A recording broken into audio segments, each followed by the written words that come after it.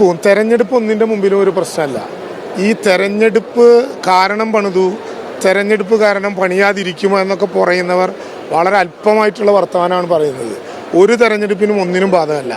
മനുഷ്യനെ നഷ്ടപ്പെട്ടവർക്ക് ആ ഭൂമി തിരിച്ചു കൊടുക്കാൻ, വീട് തിരിച്ചു കൊടുക്കാൻ എന്ത് തെരഞ്ഞെടുപ്പ്? ഇന്നിവിടെ കൊടുക്കുന്ന 178 വീട് മാത്രമല്ല, ഇവിടെ കൊടുക്കുന്ന എല്ലാ വീടുകൾക്കും കൃത്യരേഖയുള്ള പട്ടയത്തോടു കൂടിയാണ് അത് കൊടുക്കുന്നത്. ഗവൺമെൻറ് ഉറപ്പിച്ച് ഇത് ഗവൺമെൻറ്റിൻ്റെ ഭൂമിയാണത് നിങ്ങൾക്ക് നൽകുകയാണ് എന്നുറപ്പോടെ നാളെ തരമന്വേഷിക്കേണ്ട, നാളെ അതിർത്തി നോക്കണ്ട, നാളെ ഈ ഭൂമിക്ക് വേറെ ഏതെങ്കിലും പ്ലാന്റേഷൻ്റെ വിഭാഗത്തിൽപ്പെട്ടതാകുമോ എന്ന ആശങ്ക വേണ്ട. കൃത്യമായ ഭൂമി, അതിൽ 1000 സ്ക്വയർ ഫീറ്റ് വീട്, സോളാറിൻ്റെ 2.5 കിലോവാട്ടിൻ്റെ പാനൽ, 7 വർഷം മുതൽ 20 വർഷം വരെ ഗ്യാരണ്ടിയുള്ള ഉപകരണങ്ങൾ, പെയിൻ്റ് അടക്കം, അവിടേക്കുള്ള ration card, ID card, Aadhaar card, electricity connection.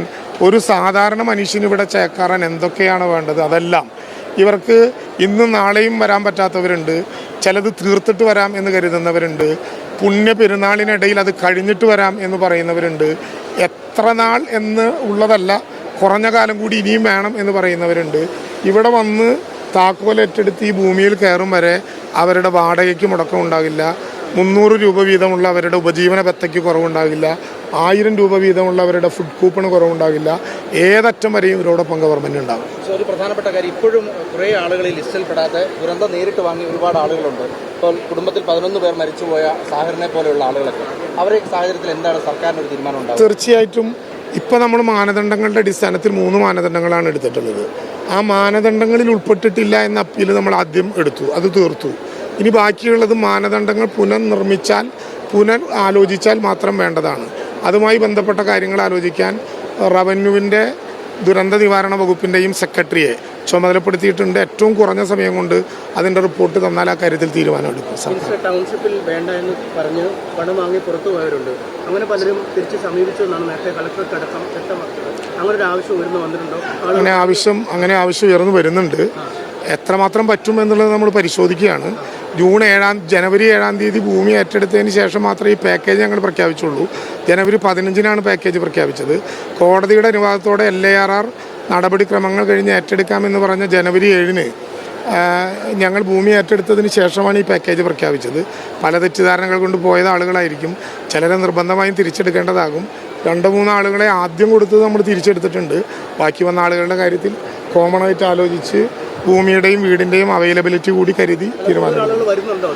അങ്ങനെ വരാൻ ആഗ്രഹം പ്രകടിപ്പിച്ച് നിരന്തരമായി വിളികൾ വരുന്നുണ്ട്, അപേക്ഷകൾ വരുന്നുണ്ട്. പരിഗണിക്കപ്പെടേണ്ടതുണ്ട് എന്ന് തോന്നിയാൽ പരിഗണിക്കാൻ അതാണ് നോക്കേണ്ടത്. അത് നോക്കിയിട്ടേ പറയാൻ പറ്റുള്ളൂ. അത് നോക്കിയതിനു ശേഷം നമുക്ക്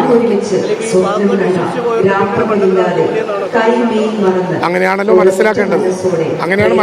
ഞാനതിലൊരു അഭിപ്രായ പ്രകടനത്തിന് മുതിരുന്നില്ല. ആരെയും അപമാനിക്കാനും രക്ഷപ്പെടുന്നില്ല. എത്രയോ ആരോപണങ്ങളും ആക്ഷേപങ്ങളും ഉണ്ടായപ്പോഴും അതിനൊന്നും വിവാദമാക്കാതെ നിന്ന ഒരാളാണ് ഞാൻ. ഗവൺമെന്റും ആ നില തന്നെ തുടരുന്നു. ആളുകൾക്ക് പകൽ പോലെ കാര്യങ്ങൾ വ്യക്തമാണ്. ഇപ്പോൾ പകലാണോ എന്നൊരു ചോദ്യം ഇനി നമ്മൾ ഒരാളോടും ചോദിക്കേണ്ട. ഇപ്പോൾ പകലാണ്, മണി 11 ആകാൻ പോകുന്നു, അത്രയേ ഉള്ളൂ. അതുകൊണ്ട് ഇനി പുതിയ ആലോചനകളൊന്നും നോക്കേണ്ട കാര്യമില്ല. പകൽ പോലെ വ്യക്തമാണ്.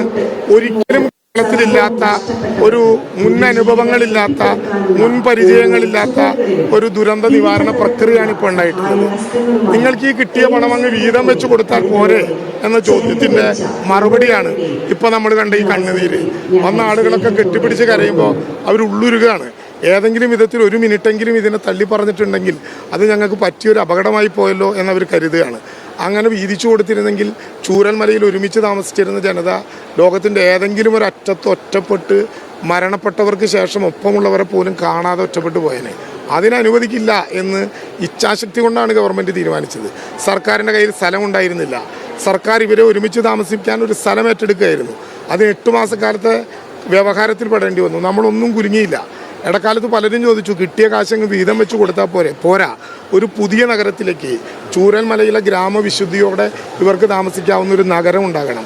പുഞ്ചിരിമുറ്റത്താണ് 1750 അടി മുകളിൽ ഉരുളുപൊട്ടിയത്. അവർക്ക് പുഞ്ചിരിക്കാവുന്ന ഒരു മുറ്റം ഉണ്ടാക്കി കൊടുക്കാൻ ഈ ഗവൺമെന്റിന് സാധിച്ചു എന്ന ആത്മവിശ്വാസമാണ് ഇപ്പോൾ. നിങ്ങൾ എന്തൊരു ക്ഷീരമുള്ളൊരു അകിടിൻ ചുവട്ടിലും ചോര തന്നെ കൊതുകിന് കൗതുകം എന്ന് കാണേണ്ട കാര്യമില്ല. ഈ 60 ഹെക്ടർ ഭൂമിയും ഒറ്റ കോമ്പൗണ്ടിലാണ്. അതിൻ്റെ ദൂരവ്യത്യാസങ്ങളുണ്ടാകും.